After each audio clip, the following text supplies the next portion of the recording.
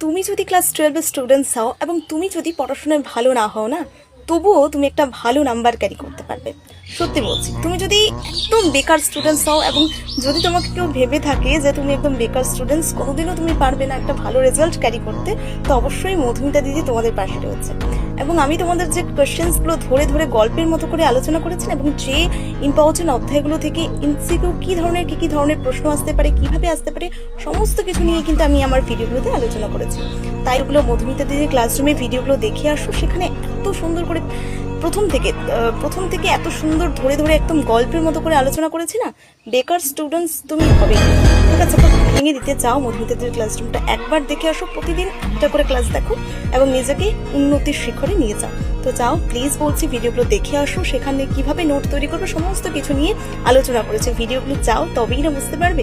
তো যাও, ভিডিওগুলো দেখে আসো। যদি ভিডিওগুলো ভালো লাগে তাহলে লাইক সাবস্ক্রাইব করে দেবে এবং ইম্পর্টেন্ট কোয়েশ্চেন্সগুলো মিস না করার জন্য। ঠিক আছে, তো যাও, ভিডিওগুলো দেখে আসো।